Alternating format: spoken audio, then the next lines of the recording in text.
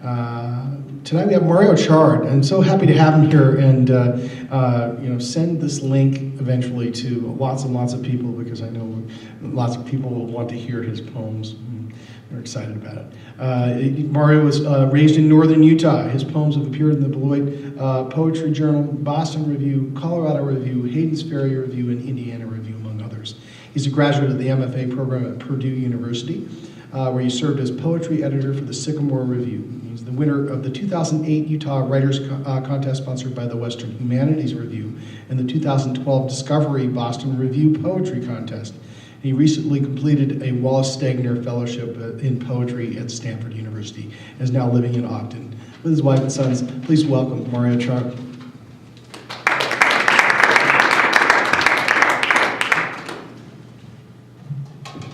I just want to say thanks to Joel for allowing me to come and participate. Anytime I get the opportunity to read my work, I love it. I'm very happy to be reading with Michael. It was powerful. So hard for me to kind of begin because I want to take the time to let it settle and to keep resonating.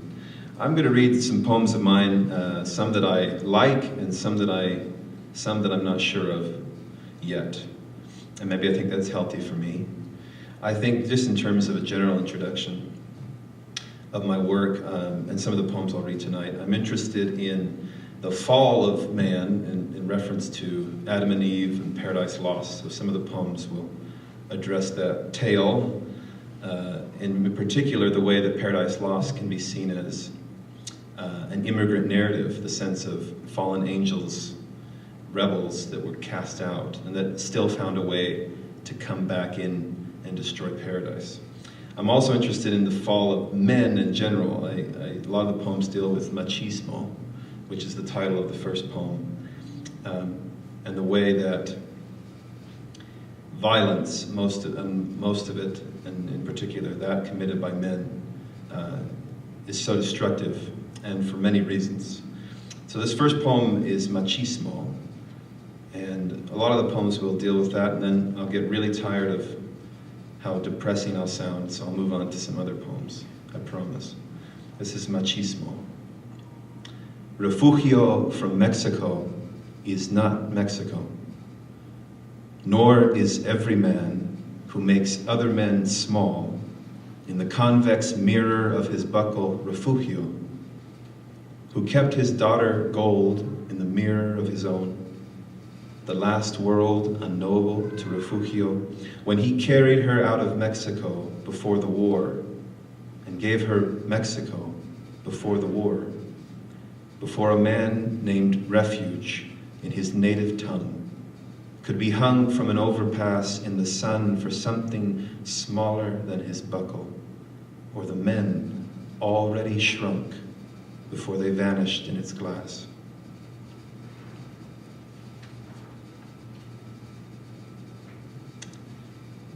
This is another 14-line poem. I can't call them a sonnet. I can call one of them a sonnet. But these next two, if you're interested in how they look on the page, are in 14 lines, and this one in one sentence. Fable.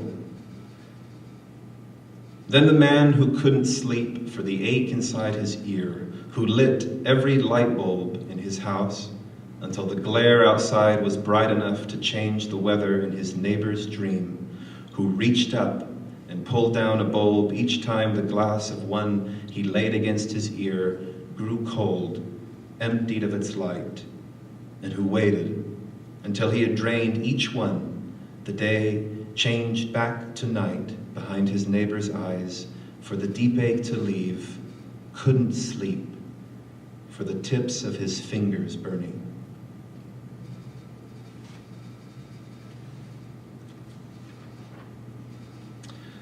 I lived for a few years in San Jose, which is an extremely expensive part of our country, so I should say I barely lived in San Jose.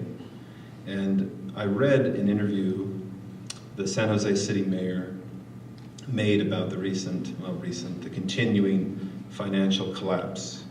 And he made this great statement I thought was a great statement, which is the first line of the poem, so I took it from him. In terms of explaining why there was so much loss and why the country fell into that tailspin. He said, "We lived by the rich and thought we were rich." So this poem is Windfall. We lived by the rich and thought we were rich. Mornings we walked by rows of cypresses and missed their shadows in our gate. We saw men raise 100 towers dressed like pines that never grew. The way we knew a false pine from the true was how it moved in wind. At night, we heard speakers in the false pines hum, then cue, but no one spoke. We slept by each other and thought we slept. In our dreams, the palms were leaning in the wind, straining to hear. The cypresses confused our gates. But each time we woke, the towers shook more like pines. Their needles grew. Then all the palms were signing wind, but no one braced for wind.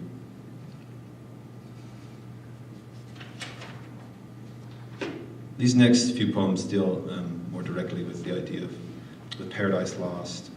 I was able to take a trip to Argentina, the very far southernmost portion, which is the land of my mother, the homeland of my mother, in Argentina. And in Ushuaia, which is the farthest southern city in the world, I was able to visit with some family. And here in this very strange place, at the end of the world, they call it Fin del Mundo, so the end of the world. It's also named Land of Fire, Fireland by Magellan, who when he was passing through his strait saw the smoke and the fires from all of the natives to that area. This land was interesting to me for a lot of reasons, mostly because I realized that it, like many other far south places, Australia, for instance, was used as a place to send prisoners. You know, it was far enough away that the prisons didn't need doors. And I thought of how we sometimes push and keep out and push violence away. We think, for instance, that the violence in Mexico now is so far from us, south of us. But like the sun, when I was down there, which sometimes lasts all day and all night, I realized when I was on a boat and I looked up to the sun, I realized how we can sometimes make the sun a nuisance, this thing that could destroy us. And it's only distance that keeps us safe. So this poem is Austral. Name for what we never name. Far south, farther. Land of light that goes out slow. Land of prisons without doors. Land of fire. Some say the angels God cast down fell for an age. From here, we use our palms to blot the sun. The prisoners we send south all lose their names, the young their sight. But sons grow old. When they die, not even distance keeps the land of fire cold. While I was there, I was walking near a glacier, and I found a walking stick that resembled a snake. At least I thought it did, because I can sometimes call myself a poet and I seem to look too deeply into things. It was a stick. I thought it looked like a snake. And I thought of some of the themes I'm addressing with the snake in the garden and Eve. So these next poems are a blending of some of those themes, but in particular this first sort of introductory poem I've titled Prelapsarian, and it's informed by that moment I found the stick. Prelapsarian. When she cut the rattle, its sound like the dive and swell of infants squealing in a chapel, writhing under pews. The snake grew still, then grew, like a swollen branch that darkens in the rain, dries, shrinks back into its shape, made new, made straight. The Fall. And it has an epigraph. She disappeared and left me dark, from Paradise Lost. Small rain on the lake, its glacial blue, last at the tail of a continental range, I followed you until the trail grew too arduous to climb without a stick, all rock along the border of two countries whose only war was which still had the farthest city south. The sticks we used kept snapping in the roots. I found a branch too heavy for the climb, bare except a spiral knot. You took it by the throat, left me behind. I watched the knot turn back into an eye. That night I woke and pulled the bedsheet back to see the wound, how the first bruise in dark, still blue beneath your naked foot, grew lines to others like a trail of every rock you broke against, cast in the half-light of the room. In that dark, I saw you climbing over rock again, the yellow stakes still bright against the trail. When you turned, I watched the straight branch break in two, one half still standing in the rock where you fell. That morning, when I took our sons outside, made each hold the corners of a sheet and pull it taut to teach what I learned young of gravity and constant fall. In that moment when they watched a heavy ball sink down a star into the bedsheet's heart, pull lesser weights toward it in a curve, I thought I saw you naked underneath, alone. But now the swollen veins had made your bruise a sun to other wounds and other men.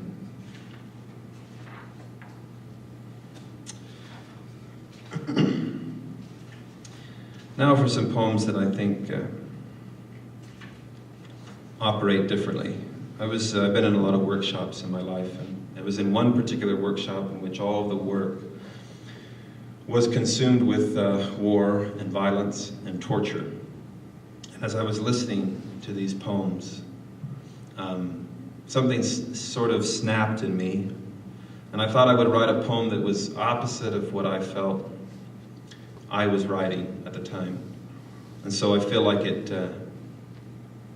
hits hard at a more sentimental strain. For instance, the title has the word love in it, and for me, that's a stretch. I should write more love poems. But this one is for the love of the visitor. When growing up in this dual cultural home, we had a lot of visitors from Argentina and most of them Hispanic. We'd have one in particular, Omar, and he would come with his wife every time he came into our home, which was a log home. He would fall asleep on the couch. And then he would wake up hours later. And for some reason, I loved it. I loved the idea that my parents' home was a place where people could be that comfortable.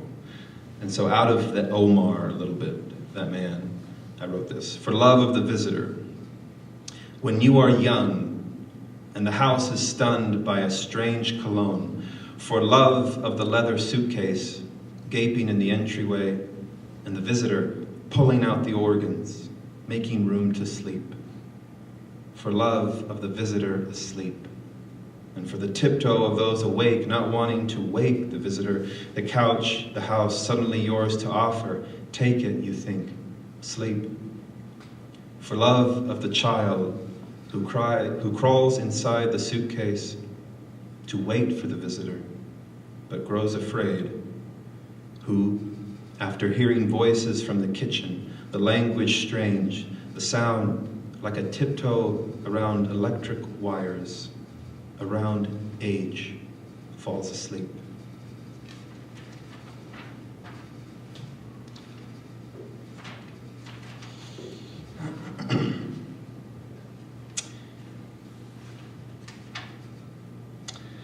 I'll read just a few more. This poem I wrote after commuting every day on the bus and when I was attending school in Indiana.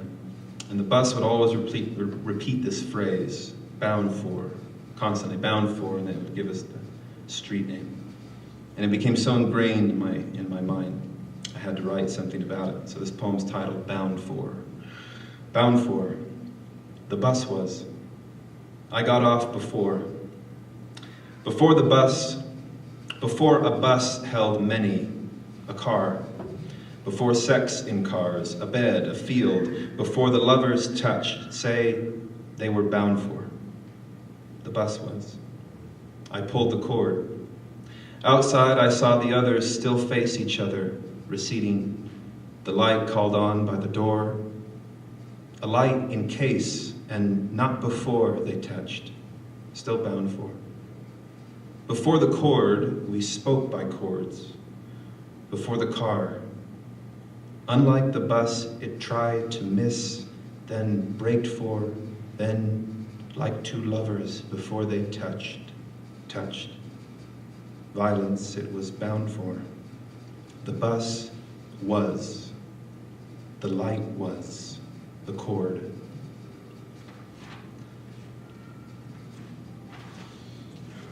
And now I'll just read a longer poem that has more to do directly with the immigrant narrative. I encountered this story in April of 2007, and it took me years to finally finish the poem. It's in 6 sections, and the poem has to do with an accident in southern Utah involving illegal immigrants. And you'll get that information from the 2 epigraphs that seem to be in disagreement with each other. The poem's title is Caballero. The word coming from caballo, horse, so literally meaning a horseman, a knight, and it's come to mean colloquially in Spanish, gentlemen, caballeros, damas y caballeros. So this is the poem Caballero, and it has 2 epigraphs. The first, Rigoberto Salas Lopez, 30, was charged with transporting illegal immigrants, resulting in death. 8 of the 14 people in the Chevy Suburban died after it rolled several times on US 191 a few hours before dawn Monday.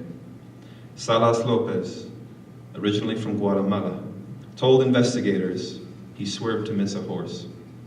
He was arrested after fleeing into the desert in the Four Corners area of Utah, New Mexico, Arizona, and Colorado. Associated Press, April 17, 2007. And the second, the passengers say no, he wasn't swerving to miss a horse, that he was fondling a female passenger in the front seat of the vehicle. Sergeant Rick Eldridge, the Salt Lake Tribune. Caballero. Say it was a horse, that the horse watched the 3-ton van roll until it stopped where their bodies stopped, that the horse, unlike a horse, waited until he stood. Say it was the horse he followed in the desert. Say it was the desert, the sagebrush that kept the horse. Say it was the trail he left, the patrolman followed, that they never found the horse, that he covered the horse tracks in the desert with his own. The sergeant doesn't find the wreckage first. When he asks the survivors, how many cars passed in the desert 3 hours before morning, they tell him they remember only one, that someone moved the bodies from the road and drove away. In their language, they say, this road is a river nothing gathers. The sergeant asks to see their driver, and one points to the desert. The rest point to the woman he reached for, a hole the body left, passing through the windshield. Son, in Spanish, you do not agree. You must be in agreement, estar de acuerdo. 2 people may agree or disagree, like we do, but they must also be in one or the other. If you mistake cuerdo for cuerda, you will have said rope or cord, though both words divide and bind some older form of agreement. As a boy, I saw a model of the spinal cord, how the nerves run down, divide us behind. They named it cara equina, horsetail, buried cord. In his dream, the sergeant takes a shovel to the river to hold the river back. He is told he will find nothing, to keep nothing he finds. The sergeant stands in the river until his feet freeze, until they lose their hold, until it is the shovel itself he holds to keep from slipping under. The river is choked with debris. It is a bird nest, finally, that passes, convincing him.